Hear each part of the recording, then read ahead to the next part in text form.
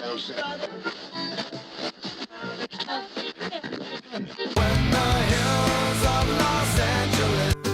Angeles, I'm and most Hollywood nights. She goes to California, oh, California. What you say about Los Angeles? LA got the people saying,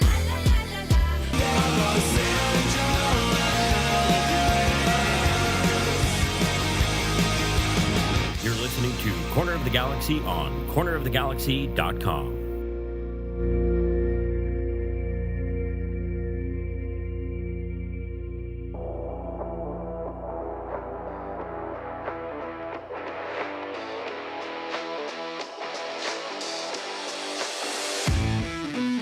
It's time for another episode of Corner of the Galaxy from the Box, the show that gets you behind the scenes of the LA Galaxy and into the minds of soccer reporters and MLS experts. Your hosts for the day are Corner of the Galaxy's Josh Guesman and LA Times soccer reporter Kevin Baxter. Let's start the show. Hello, everybody, and welcome to Corner of the Galaxy from the Box on cornerofthegalaxy.com, coming to you on a Monday, January 9th. I'm your host, Josh Guesman. Glad to have you back as we're settling into preseason. Galaxy officially started preseason, kind of. They at least reported for physicals. We'll tell you what the rest of their schedule is. We'll tell you the first time the reporters will get a chance to see the LA Galaxy in action, which is coming up a little bit later this week. There are some rumors. There is a Costa rumor that we're going to talk about a little bit. But other than that, a little quiet. So where are the Galaxy with their roster? Sort of how are they sitting right now? And then Chris Klein made an appearance. Maybe it was from a while ago, but it popped up today and got everybody all sorts of mad. So we're going to talk about that as well to help us do that. He's back. We're glad to have him. As always, he's away. He's actually just like 10 minutes further north than he normally is whenever you really pay attention to that. But we're glad to have Kevin the Panda Baxter back with us once again. Kev, how's it going, buddy? Yeah, I'm in San Jose. It was like a 10-minute walk from the house in Valencia, so it wasn't far. Hey, I'm still confused by the little cartoon graphic where it says Corner of the Galaxy established 2009. Right. And then it says season 15. Mm-hmm. This is 2023. Mm-hmm. And I do the math, and I get 14. I don't know how numbers work. Yeah, I was going to say, this is where, because you have to count 2009. So 2009, 10, 11, 12, 13, 14, 15, 16, 17, 18, 19, 20, 21, 22, 23, the 23rd. There you go, 15. I did it for you. Okay, like I said, I'm not sure how numbers work. Yeah, we'll see how that all goes. How are you doing, sir? I know you were traveling. You're up for MLS Media Day, but how's everything else? Well, not well. We lost our little doggy over the weekend. So that was tough. Trying to plow through that 11 and a half years with that dog. Longer than my first marriage. Yes. Longer than 9 of the 11 jobs that I've had. Right. So as somebody wrote to me on Twitter, you had the dog 11 and a half years, but the dog had you its whole life. Yeah. That poor Chicharita, quite honestly, yeah. I was going to say, and I know we don't often mention her name on here just because you did name her after a certain player that was not on the LA Galaxy at the time. At the time, right. My wife and I actually traveled to Manchester to see Chicharito play when he was still new at Manchester United. And when we got this dog, it was two things. One is the dog's name in the kennel at the pound. It's a rescue dog. It said Sweet Pea. Well, it said she's a Sweet Pea. And, knowing Chicharito's little Pea, and she looked just like him. Brown skin, the big eyes, she looked just like him. So we decided she would have an English name, which is Sweet Pea, and then she would have a Spanish name, right, which is Chicharita. Yes. He never met her, and I was told repeatedly, don't ever tell Chicharito that you named your dog after him. So we never did. Are you going to do it now? Is now the time? Hey, I had a dog and it died. Is that like an omen? Or should we be worried? If he's playing poorly, I might bring it up. Okay. All right. Very good. Well, of course, and I told you this, and you told me the night before that it was going to happen, and I know how that goes. I've had multiple dogs. I've had 3 dogs, and I have one now that is 14, and we are literally counting the days every single time. So I'm always like, okay, that's how it goes. But they're part of the family. It's always tough to lose them. So it's really tough. Yeah, certainly is. Now, you are up at MLS Media Day. Tomorrow is. Yeah, tomorrow is, and so you had to leave tonight in order to get up there. So you're up in the Bay Area in Santa Clara, right? Isn't that where you're at? No, San Jose. San Jose. Okay, so you're in San Jose. And so the question is, why is this in San Jose? Why isn't it in LA where it's normally been? Because, this is not done for us. It's MLS Media Day, and reporters, national reporters, local beat people from various teams are invited to come to this. And what happens is we sit in a conference room all day. Tomorrow it's 9 a.m. to 7 p.m. We don't get up and move. And players come in and they talk to us for 15 minutes. What happens is every team, 30 teams this year, they bring players to this for the TV interviews. Now, normally it was in LA because Fox, ESPN, they had the rights to TV. Now it's Apple Plus. Well, Apple Plus is in Cupertino, right, which is right next to San Jose. So the players are not here to talk to us. The players are here to do stuff for TV, little interviews and things that you'll see during the season. But since they're here, MLS has decided that they would invite reporters out to ask them questions. And you've been to these media days before, and you know it's kind of a production line. Guys come through, but it's a great opportunity just to turn your recorder on and listen. I don't have a ton of questions for players, but maybe somebody from Sporting Kansas City talks about playing in the heat in Houston in the summer. And now I have that on tape. And if I do a story about the Heat in Houston in the summer, now I have a guy talking about it. I don't have to call a whole bunch of people all around the league to try to get different people to speak about this. So a lot of different topics will come up. News will happen. Most of it will be boring, but they're not here for us. They're here for the TV, and we're just kind of dovetailing on that. Yeah, and it's an interesting. It can be interesting. It can be really boring sometimes too. It just all depends. Now the LA Galaxy, we're supposed to send 3 players up there, right? So it was supposed to be Chicharito, supposed to be Ricky Puig, and it was supposed to be Julian Araujo. And you have heard that Julian Araujo is not making that trip up there. Right. They sent out a list, and on the list, it's there were like LAFC had 3 guys too. They had Vela, Douglas Costa, and Gareth Bale. And the list said subject to change. And I remember when the MLS called me about that, I said, I don't think Bale's. This is absolutely true, and you know this. This was a couple of weeks ago, and I actually said, I don't think Bale's coming. Yep. I don't think he's coming back to MLS. And they were like, of course he'll be here. He has a signed contract. I said, a signed contract for $1 million doesn't mean much to Gareth Bale, who was once the most expensive transfer in soccer history. And sure enough, this morning, Gareth Bale retired. So I am not expecting him to be at Media Day. Not that he would have spoken anyway, since he didn't speak much when he was with the team. So I would not expect him to speak now that he's not on the team. But yeah, Julian Araujo is not on the final list. No reason given for that.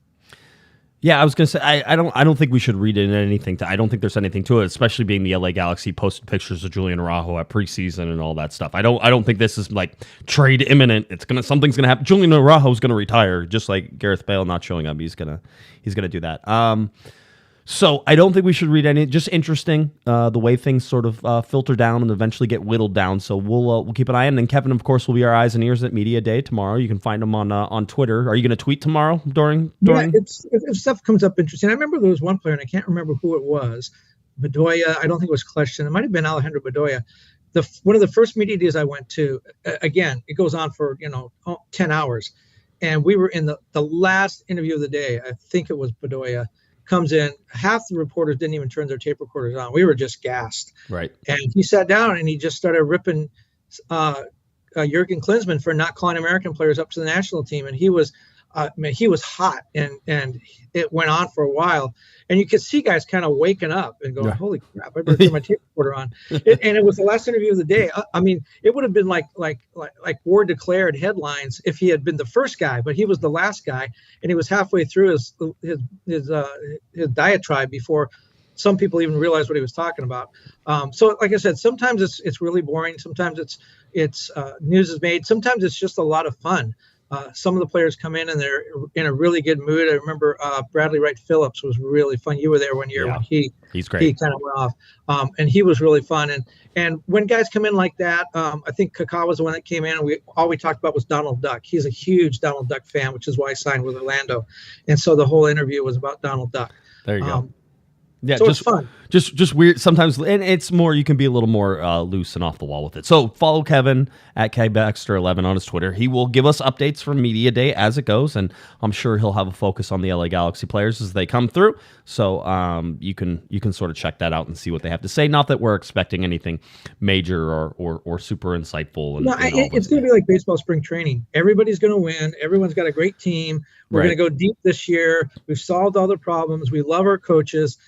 Check back in about 2 months and find out that hardly any of that's true.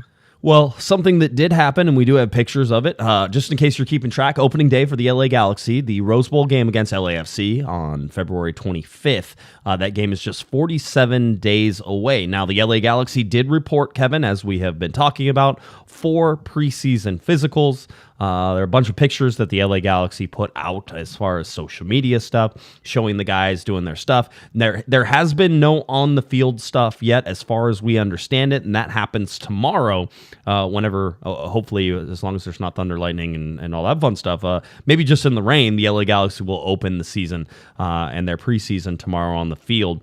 But for most of this time coming up, it's about guys coming back. I would say Gaston Brugman has a new hairstyle. He's got like frosted white hair. It might even be blue, but it looks mostly blonde, like a blonde, super white, platinum blonde, perhaps. That's a little different look for him. I think Julian Araujo still has the pink hair going on, if you're paying attention to some of the things.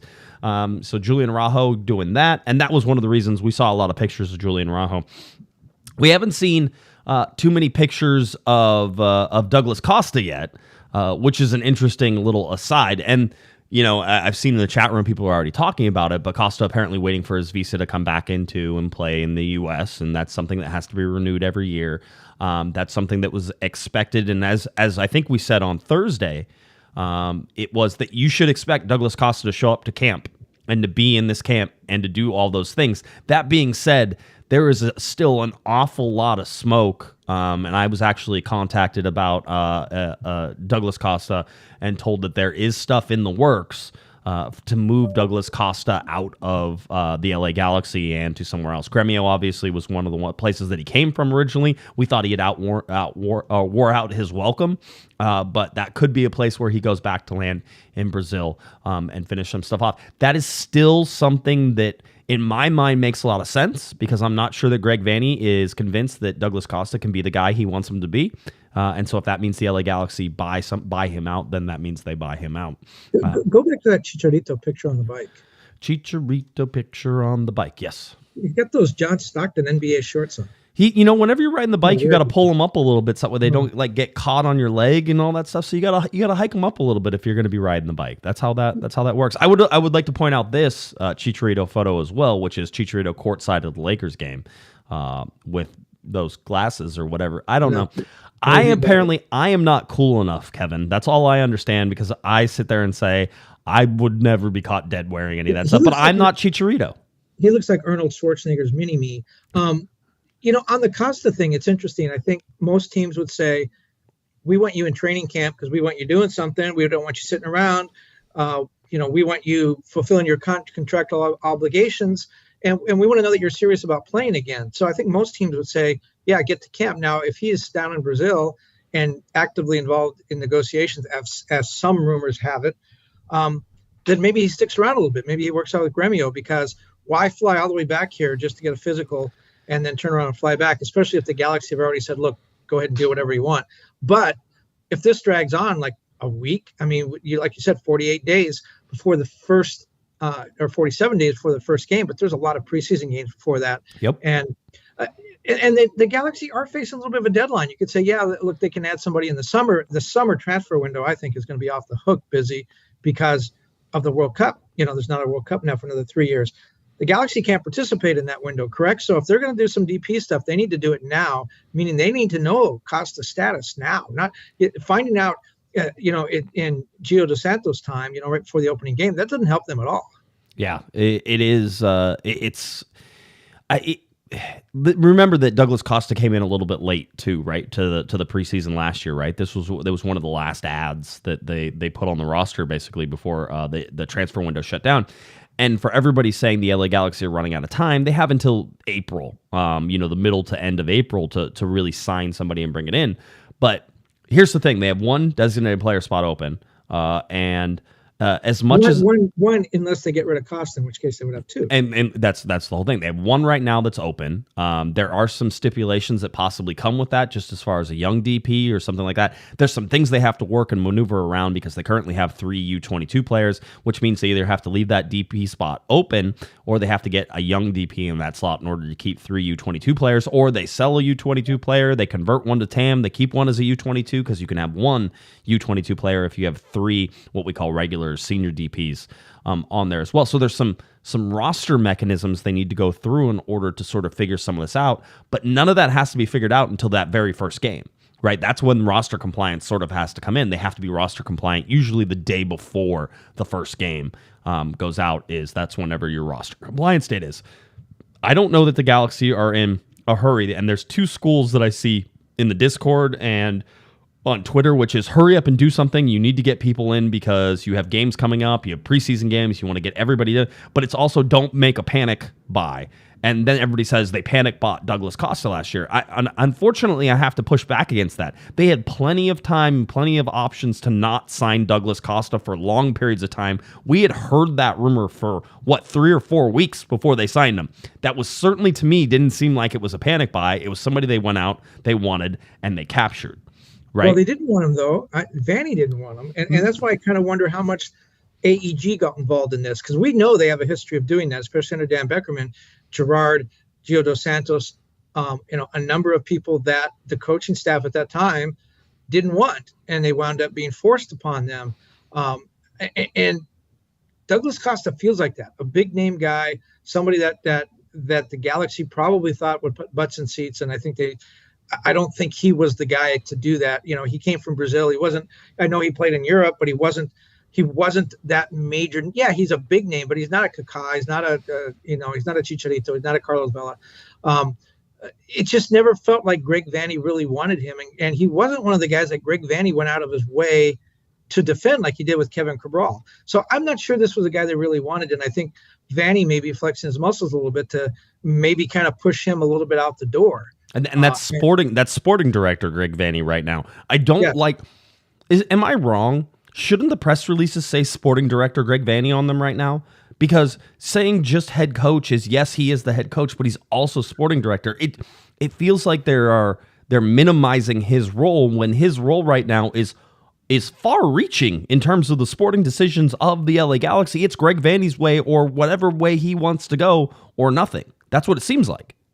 Well, to sort of jump ahead a little bit here and things we're going to talk about later, and we can go in more depth later. But since you're mentioning Vanney, just start talking about it. We might as well. Let me preface it, and then you can talk about it. Okay.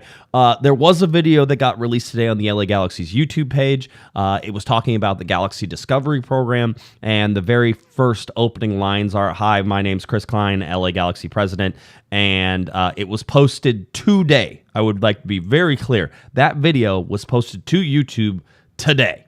Okay? So that's the thing. The only other part of this that you really need to know, and it certainly sent shockwaves through the LA Galaxy community. I saw it on the Discord. I saw it on Twitter. I'm sure it's on Reddit and everywhere else. Is that everybody was saying, well, this is the announcement we were waiting for. Chris Klein is coming back, because otherwise, why would you have Chris Klein front and center? We were told, and certain LA Galaxy fans were very quick to sort of point out, this video is from 2021, so it's not a new video. But you have to ask why you choose today to repost that video on a YouTube channel, knowing that the very first comments that you're going to get, and if you go on the YouTube video right now, you could see them, is just absolute madness about Chris Klein coming back as president. And that's the social media reality of what's going on, is that the people who are paying attention to this team right now on social media and YouTube, if they see anything related to Chris Klein, they go ballistic. And so it was something that I certainly reached out to the LA Galaxy about, and I know, Kevin, I talked to you about it. So let's talk a little bit about Chris Klein in this video. It's a 2021 video. You got that confirmed. Right. It's 2021 video. The Galaxy did post it. It didn't come from somebody else.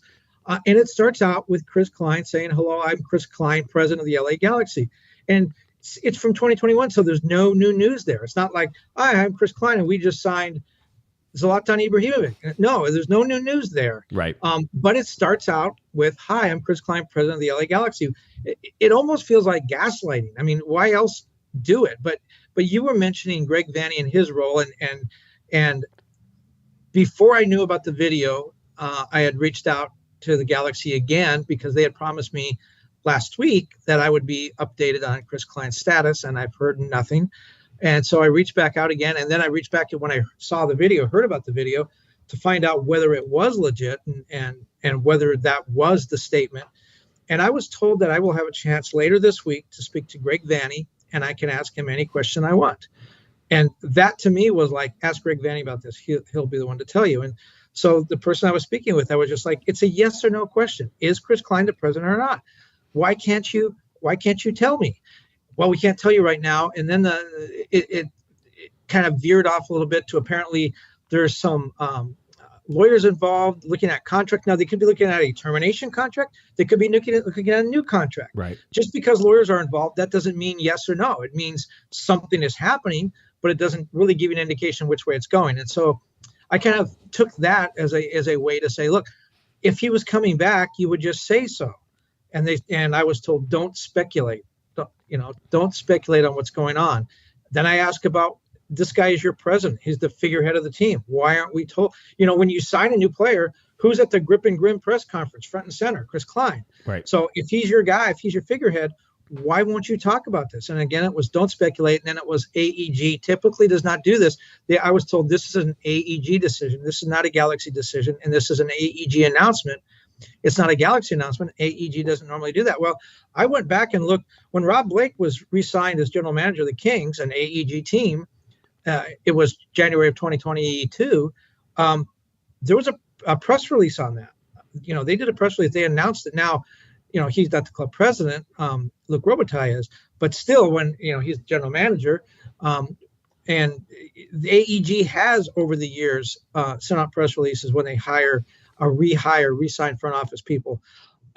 And set all that aside, a lot of people are asking these questions, not just you and I, but fans want to know. The people that pay for the season tickets and buy the jerseys, they want to know too. And I just don't don't understand why you can't answer a yes or no question. I guess we'll find out later this week, but it seems pretty straightforward. It feels wrong. Now, I would like to point out that whenever Chris Klein got his contract extension in 2017, there was only one person who talked about it, and that was you. You were told about it. You knew about it. You confirmed it. Everything was fine. And then I remember specifically on this show, we were saying we expect the LA Galaxy will come out with an announcement about it, in the next week or so, and the whole deal. And then there was never any announcement. Remember, they never put an announcement out whenever he re-signed. We know that report was right because we've talked to Chris about it over the years. Both of us have. And we both said your contract is through 2022. And he said, yes, it is. And he as late as October, I asked him about it when he talked about the team having set records for ticket revenue and sponsorship revenue, which that's what Klein is responsible for. He's the president of the club, but his real, I guess he focuses on the business side of things. Although he does come to the press conference when new players are announced. But he focused on the business side. So those are two big things for him, getting that Herbalife extension signed and the ticket revenue. So you would have thought that he was in good graces with Dan Beckerman. And I asked him in October, are you re-signed? And he said, no. And I said, are you worried about that? And he said, Dan Beckerman and I are talking through some things right now. I'm not concerned. We're on the same page, yada, yada, yada. And now we're almost 2 weeks into January. And we know his contract was supposed to have expired at the end of the year. Supposedly, that's certainly what we were either led to believe or what we have assumed. I don't think anybody's ever told us the exact date of that, but we assumed that it would run through the calendar year and be done, right? Because that makes sense. I have to go back, and you're right. I mean, you can parse words and come up with anything, but my understanding in asking Chris that question in October was, December 31st, and he didn't correct me on that. And again, I'd have to go back and look at the transcript to see exactly what I asked and exactly how I answered. But the gist of the conversation was, your contract's up at the end of the year. Yes, it is. Are you guys working on a new one? Yes, we are. And now we're 2 weeks into the new year, and we haven't heard anything. And again, it's a yes or no question. It should be. An answer. Yeah, it should be. It should be. To me, there is no advantage to drawing this out the way that it's been drawn out, except if indeed there are legal reasons and legal things. That would be the only reason to not say anything until that is done and tied up and everything is complete, because as an organization you can get in trouble for that. But it certainly sounds like you'll be able to talk to Greg Vanney the day after tomorrow, and that you'll be able to get an answer. That's what it sounds like. But there's a number of other things in there too. I mean, and this isn't all dump on Chris Klein. I mean, he is the co-chair of the LA 2026 committee, the local organizing committee for the World Cup. That's going to be a job that's going to take a lot of time. There could be something in the works with him leaving the Galaxy for that, or maybe splitting time, and maybe that's why this has been so complicated. I do find it interesting, and you and I talked about this, that with the Galaxy, apparently their chief executive job in somewhat of flux, as far as we can tell, that Will Kuntz resigns as president or co-president or whatever he is, assistant vice president or something, whatever he is, the number 2 guy to John Thornton at LAFC. Will Kuntz, who worked for the Yankees, who worked in the MLS office, who is, by the way, an expert on contracts and how the MLS money structure works. He just resigned from LAFC without reason. Reason wasn't given. I talked to him. He sounded fine. He's hoping his family can stay in Southern California. He loves it here. Nobody said why he resigned. He didn't seem unhappy. He didn't seem like he was forced out. But he's unemployed and he's in LA, and the Galaxy may need a president. I mean, how would the fans feel about one of LAFC's top executives coming over to work for the Galaxy? Would that be acceptable? He's a brilliant guy. He's a brilliant guy. And he's a brilliant guy. It should really start and stop at that. Quite honestly, with how incestuous the league is anyway, I don't think you should ever concern yourself with that. If Will Kuntz is available and you're looking for somebody to be head of soccer, it sounds like Will Kuntz would be an excellent hire. And I think there's a lot of people. I think maybe Portland might have been interested in that. In him. I haven't heard a whole bunch of rumors surrounding, but you and I certainly were theorizing on that and how that works. It just, and Commercial Underground says, and is correct in this, is like, why should Greg Vanney be the spokesperson on this when really it is an AEG decision, but yet we're going to be able to ask Greg if you talk to him on Wednesday or we talk to him on Friday. It seems weird. Yeah, it does, and it has to do, the Galaxy have done this for a long time. I remember when Ziggy was coach, and you remember this too. Each coach has his own way of doing it. Guillermo sometimes didn't want to talk about stuff. Ziggy was always the spokesperson. You would literally see a player limping through the locker room on crutches with his leg in a cast. And you'd say to one of the communications people, hey, does so-and-so have a broken leg? Oh, you got to ask Ziggy. He's right there with a cast on his leg. Is it broken? Right. You got to ask Ziggy. And then you go to Ziggy and he goes, yeah, he's got a cast on. Can't you see it? Yeah. I mean, they had to come from Ziggy. That was, I've told this story before about Siggy Schmidt. Was I had asked to talk to Siggy. I went to a preseason training that they had at the stadium. It was early in the season, like maybe their third or fourth, training, that type of thing. And I went, and we're at the stadium, and I walked down the tunnel, and I came down, we were standing off the side, and I see Siggy there. I'm like, hey, can I talk to Siggy? And they're like, hey, Siggy's busy today, the whole deal. I'm like, okay, no problems, I understand. It's not a big deal. I'm not going to get upset about it, the whole deal. And so I said, well, Dominic Kinnear's right there. Can I talk to Dom? And they're like, oh, let me find out. And so they go over, and so they talk to Dominic, and then Dominic goes over to Siggy and says this, and the next thing I know, Siggy's coming over to talk to me. And it was because Siggy was in charge. He wanted to be that voice. And so whenever he found out that I wanted to talk to Dom, he wanted to come over and talk to me instead. So I got to talk to him for 10, 12 minutes. It worked, but I wasn't trying to pull anything on that, but that's how he ran his ship. Greg Vanney's different in that I think he's very open in the way that he manages things. And if you get to be in front of him, you can ask him any question and you can have an in-depth conversation about almost any topic. That being said, you have to be in front of him in order to get that service, that treatment. You can't text Greg Vanney and get a text response back, right? That doesn't work. And like I said, each coach is different. Bob Bradley, when he was with LAFC, none of the assistants could talk. You needed to get special permission way ahead of time. And some of the same assistants like Bruce, Kenny Arena were on Bruce's staff with the Galaxy. You could talk to any one of those guys at any time. And I think Bruce liked getting them into the spotlight a little bit for Yep. their careers. Like, let Matt Reese talk to the media a little bit. Let's get his name in the paper. We used to have Pat Noonan on this show constantly, and Pat was open to talk to us anytime. We had Dave Sarakin on the show, open to talk. Dave was like, here's my phone number. Call me anytime you want. Like that type of thing. And Pat Noonan was the same way. I'll be on the show anytime you want. Sounds great. You know, that type of thing. But you would never do that with Ziggy as coach. That wouldn't have happened. So it's interesting to see. I wonder why that is. I mean, I think with Ziggy and with Bob, I know with Bob, the idea was he didn't want anything getting into the press that wasn't cleared by him. He didn't want misunderstanding. He didn't want anyone to misspeak. He didn't want anyone to say something that he didn't want released publicly. And did that make him a control freak, or was he just worried about the danger it would cause? Whereas Bruce Arena was kind of like, oh, whatever, if something happens, we'll fix it. Right. It's just a different atmosphere. I think Ziggy was more like, I want to make sure that I'm the guy saying this. So if something goes wrong, the buck stops here. That sort of goes to back to Greg Vanney though right now, and you and I have been around this team for a while. I think you'll agree it's been quiet in terms of rumors, right? In terms of stuff we normally hear, stuff we normally talk about, the different things like that. It's been quiet, and I think my friend Chris Tucker was saying this on the Discord, and I thought it was a really apt observation, as Chris usually has very apt observations. Which is with the whittling down of the front office, right? Really, it has become sort of more close-knit, and there's only a handful of guys. And Vanney really does inspire, I think, a lot of loyalty.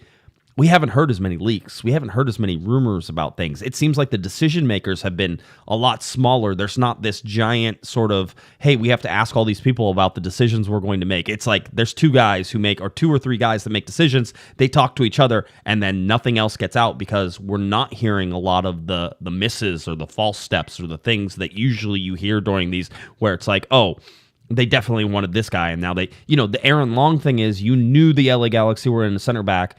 They may have decided early on that Aaron Long wasn't their proper guy to go after and wanted to go after somebody different.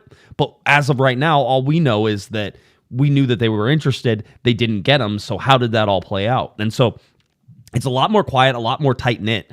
The leaks are not as many. And I think that shows, quite honestly, a properly functioning chain of command in some ways, right? Certainly different in ways. When you and I know this, Kevin, whenever things were falling apart in 2017, you and I were getting messages from everybody about all the stuff that was going on, and we're not seeing that right now under Greg Vanney. But I would like to know some of the inside scoop about Aaron Long. I'd like to know about Rusnik. I'd like to know more about Kellen Acosta and Ely Sanchez, because and the reason I would like to know is because at least two of those guys, I would say definitely Long, and you can pick either one of the three midfielders. The Galaxy wanted those guys, clearly. And I think they clearly wanted Long. And the fact that they went and signed somebody right after Long came off the table proves to me that they were looking at that. I'd like to know where it broke down. Was it money? Was it, was it the style of play? And the reason I say that is because for so long, so many MLS players, big stars from Europe and stars in the league, where they could go anywhere they wanted. They wanted to come to LA for the weather, for the tradition of the team, just to be in LA. It's a big market. There was a number of reasons. And that's why, guys like Nigel de Jong and Ashley Cole and people like that came here. The Galaxy aren't getting those guys anymore, but they are coming to LA. And they're going to the other team. And why is it? They've made their decision. They're coming to LA. They're coming to MLS. They want to be in Southern California, but they don't want to be with the Galaxy anymore, seemingly. Right. Why is that? I just kind of like to know how those negotiations went and where it broke down. Yeah, I mean, that's ultimate. I think that's stuff you can ask Greg Vanney about. Again, in the conversations I've had with him, he's usually pretty forthcoming, is like, hey, now he may be able to spin it in his direction, and he feels confident he can always spin that, and that's why he seems open. But I've always had great conversations with him. Let's get to some super chats here. Gary gave us a $15 super chat. Thank you, Gary. Certainly appreciate that. If you have any questions, let us know. We will be happy to answer them for you. Francisco gave us a $5 super chat. Says, when does the G2 schedule come out? And also, is G2 going to play in OC this season? They aren't. That was part of keeping everything the same for the city of Irvine and everything that they were doing.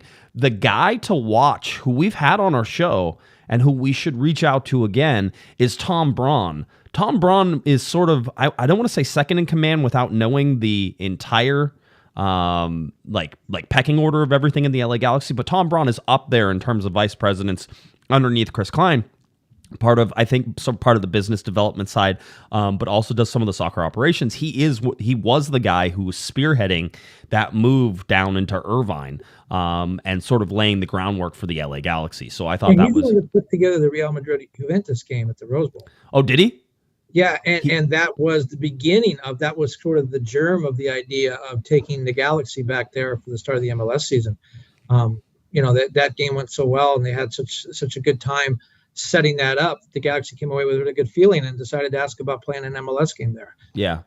By the way, Francisco also says, "What are your thoughts on Lamb leaving G2 and then Judd rumored to USL?" I think Judd is getting ready to move, if I remember correctly. I was seeing a lot of rumors on that. Here's the deal: I'm going to tell you right now, MLS Next Pro is not something that I'm excited about at all.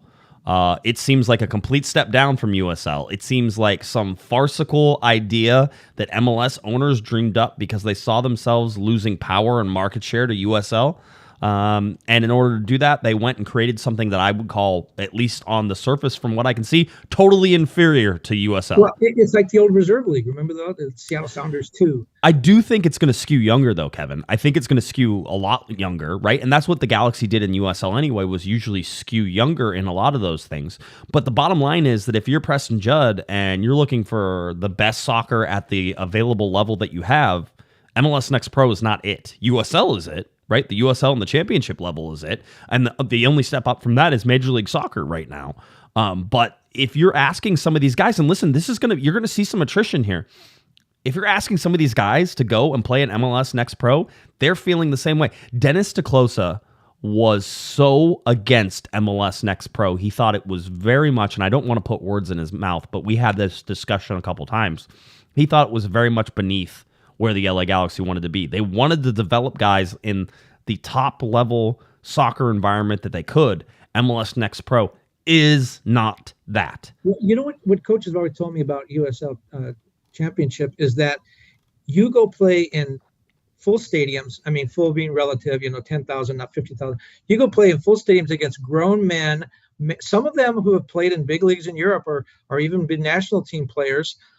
You go and you compete against those kinds of players. It really is a step down, maybe a half step down with some teams from MLS. And you prepare that going against playing against kids your age on a backfield. I mean, I don't know where they're going to play, but in a smaller stadium or in a backfield somewhere. Again, it goes back to the old Reserve League they used to have before teams started developing their own farm teams. Baseball doesn't do that. They don't go play at a high school field to develop their players. They have minor leagues and they play in stadiums and people pay to get in. And they play against former major league players. That's what I think USL Championship is. And that's how you find out if these players, Cameron Dunbar and some of these other guys, Judge, are really going to be able to play. They're playing against grown men in a stadium where people are paying attention. Yeah, it is the grown men part of that, right? And not to be sexist or anything in that. It was always it's grown women. Yeah, grown if they want to, right? It was about the quote unquote the boys, the younger kids who are developing in this academy and coming up into the USL. It was about those boys playing against grown men, real professionals, journeymen, some of which who played in MLS. It was hard. It was an uphill battle. The LA Galaxy did a very good job for a short period of time in sort of getting all of that to do. So I have no enthusiasm whatsoever for MLS Next Pro. Somebody's going to have to change my mind. I think I'd be more excited about Academy games right now than I am about MLS Next Pro. But that's where the Galaxy are, and that's where it's sort of been mandated. MLS is taking everybody going in this direction. This is what you have to do. Nobody's going to have those USL teams anymore. So it wasn't an option for the Galaxy to stay in USL, from what I was told. And so now you're in this position where you're sort of forced to make chicken salad, let's say. I'll say half of that one. But you know what? It does create an opportunity because there are some owners like James Keston with Orange County or the people down in San Diego who now maybe wind up in MLS. There are owners who wanted to have MLS teams and couldn't afford it or didn't have the connections. And so they went to USL Championship. Orange County's been very successful. It cost about, $5 or $7 million from James Keston to get in. He could never get in MLS for that amount of money. The same in Orange County. These teams have legitimate professional teams. Like I said, San Diego may soon this organization, the San Diego team down there, they may wind up in MLS soon. It's going to create opportunities for owners who want to get in but don't have the money that it takes to get into MLS to start to build good organizations. The problem is, where are they going to get the players? Because of a whole generation of young upcoming players goes to MLS. Maybe it creates a market for more foreign players, maybe college players who the whole college draft now is going by the wayside. Teams are completely ignoring it.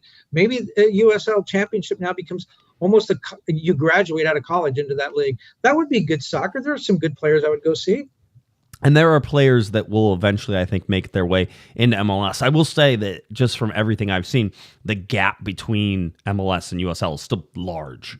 And just because you have a good player in USL I haven't always seen that translate. In fact, most of the time it doesn't translate to MLS. A lot of guys still skipping USL, but some guys have developed through there. Even the LA Galaxy have seen some of those guys develop through there. So you could just go back in defenders with Dan Stairs and Dave Romney and Nick DePuy, sort of in that same way. The development, and Nick DePuy played in what was it? It was not Ontario. Was it Oxnard? No, Ventura County Fusion. That's what it was. Ventura County Fusion. He played, which was not a USL league. I think it was NPSL. Yeah, very good team though. Yeah, very good team. But I mean, there's ways, things and for things to happen. I'm very low on MLS Next Pro, and they're going to have to change my mind about it by watching it in order for me to get excited about it. I doubt that I will do any coverage in terms of in-person coverage of any of those games right now. That doesn't seem to be worth my time at all. Here's another question. They're essentially adding another league, another lower tier league. Is the U.S. now in the position where it can have that many soccer leagues, professional soccer leagues? I'm not quite sure there's that amount of talent. I mean, the talent's going to have to come from somewhere. So is it going to come from Europe? Is it going to come from overseas? Is it going to come from South America? Or is the game going to, at some point, get inferior? I mean, I think we've seen some regression in terms of MLS teams struggling to find talent, right? Overall and talent. We're going to add another team. We're adding a 30th team now. Yeah, I mean, 29 this year and 30 the next year, and 32 on their way. San Diego, Las Vegas, Sacramento. It's all Western Conference, which is all fun, sort of to take a look at. But yeah, I mean, I don't know. Yes, there's a point. There has to be a breaking point. But also, if you see around the world, almost every small city somewhere has their team, right? You have your team, you have your guys. Some of the bigger cities have bigger teams. It seems like it's always sustainable in terms of finding talent as long as there's money to be able to sort of back that up. Whenever there's not, you could look at non-league teams, certainly in England, as a sort of source of, even when you're not getting paid, there's still a team to play on, right? And there's some things that happen. So I don't know. It's a great question. It's something that you never thought we would really have to worry about here in the United States, that we'd have too many teams. But you're getting to that point. You're certainly seeing that.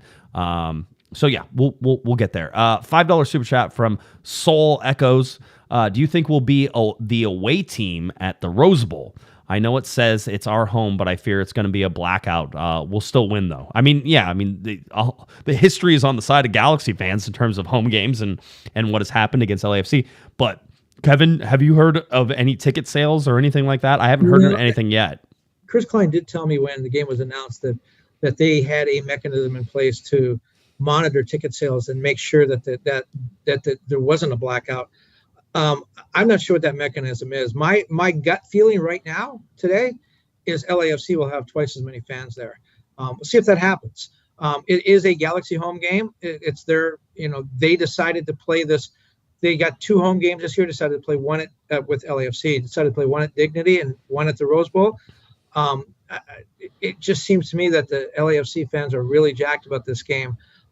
And it'll be their first game. Well, they have the Champions League game, but it'll be their first MLS game since they won the Cup. Right. So I expect them to be very motivated. I would not be surprised if LAFC had a huge advantage. And it could make this. I kind of like the experiment. I like the idea of going back to the Rose Bowl. It sounds like fun. That's for the original home. But if LAFC winds up with twice as many fans, then the whole idea really then starts to look real bad. Yeah, it fizzles. And then performance on the am I wrong? Do you think that are you not confident? Well, I shouldn't say confident. I'm not confident that the LA Galaxy will outdraw LAFC at this game. I am not. I don't know how many people. I'm still trying to figure out how many people are going to show up to it. I'm guessing 60, and I'm thinking 35-25, 40-20. Yeah, I think 60. I was going to say 60 to 70. So probably sounds about right. Maybe we're surprised. Maybe they start giving away tickets like crazy towards the end. They want a full stadium. Remember, this isn't the big reason for this is certainly yes, LA Galaxy, LAFC. It's an El Trafico. That's cool. The big reason for this is that Apple TV is launching it based off of this game. They're basically taking the biggest game in Major League Soccer, which there's people who will argue and those people are stupid. But the biggest game in Major League Soccer right now is LAFC and LA Galaxy. There's usually fireworks happen.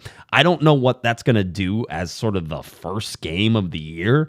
I think it's a horrible time to sort of be like, let's make this the biggest thing ever whenever you have two teams that really haven't played all that much. Preseason, and then usually the first couple of weeks of soccer are horrible, usually.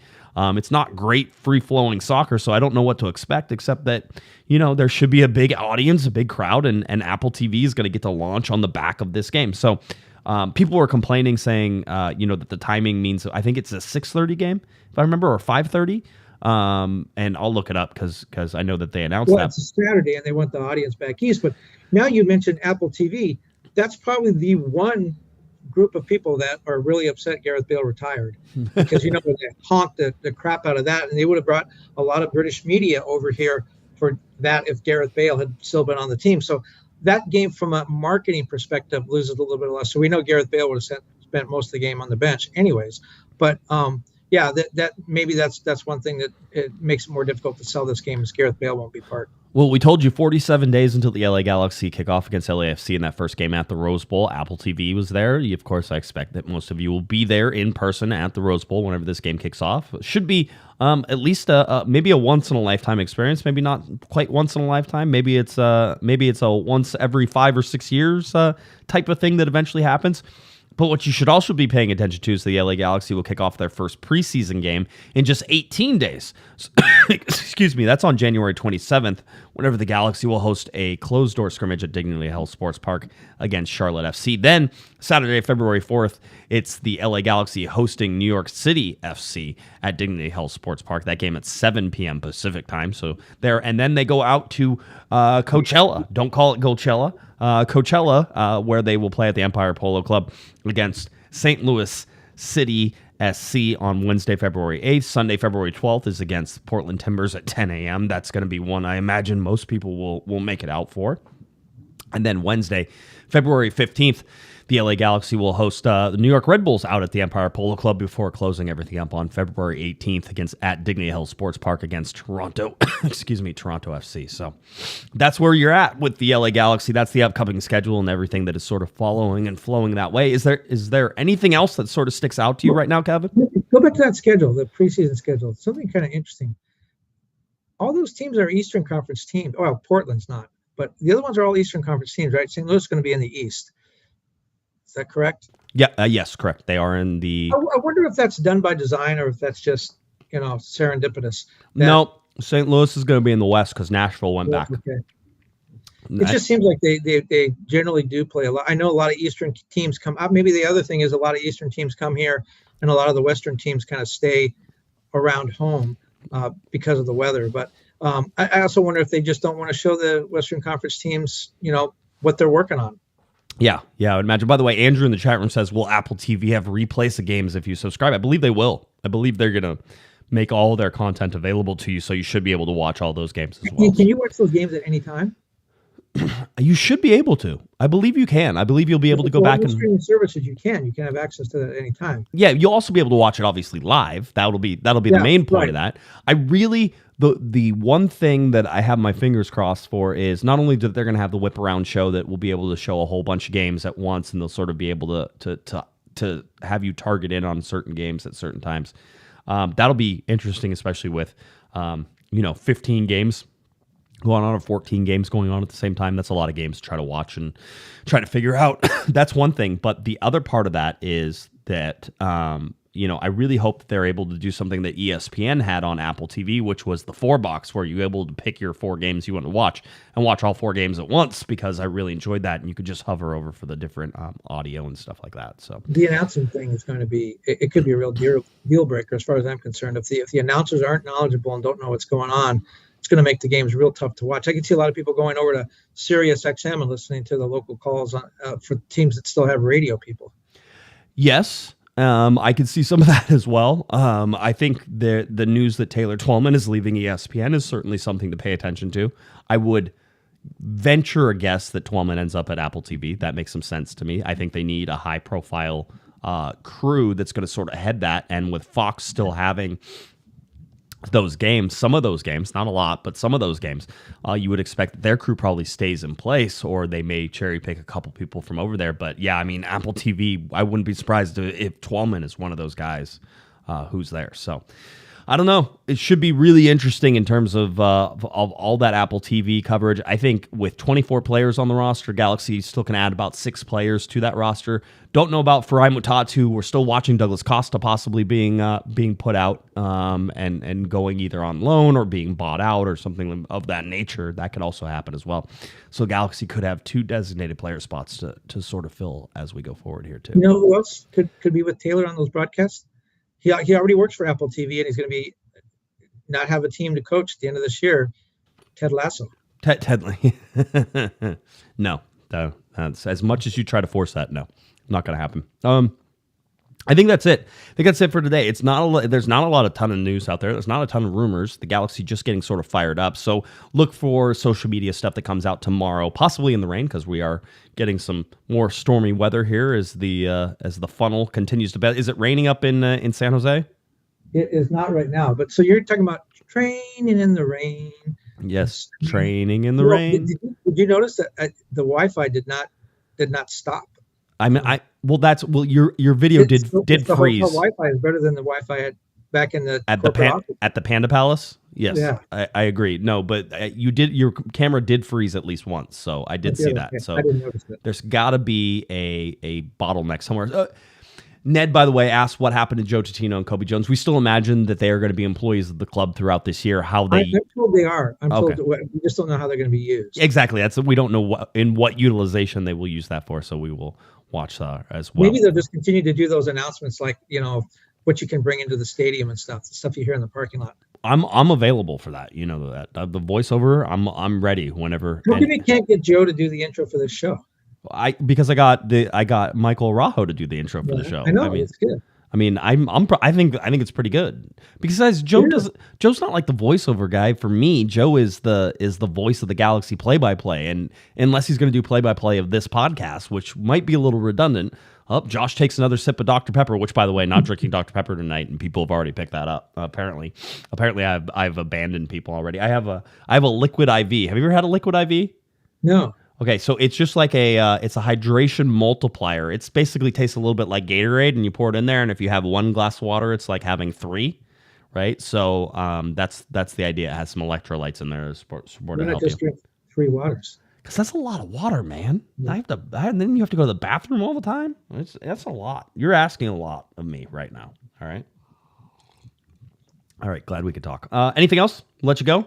That's actually, I think, a margarita, but whatever. Yeah, if you throw some tequila in anything, it's almost a margarita, right? So that's how it goes. Galaxy getting ready to host their first media availability on Friday. We told you about that.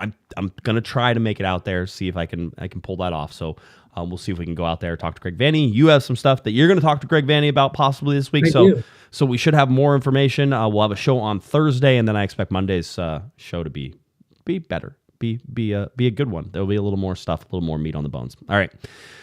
Let's see. Have you ever had? They're asking me. Have I ever had a Dr. Pepper with whiskey? I haven't had that. I might try that. That actually sounds delicious. I've used Dr. Pepper like in place of Coke with rum, and I know with bourbon. I don't know if I've done it with whiskey. Bourbon, whiskey. I mean, they're similar. They're right across the hall from each other. The Dr. Pepper does change the taste a little bit.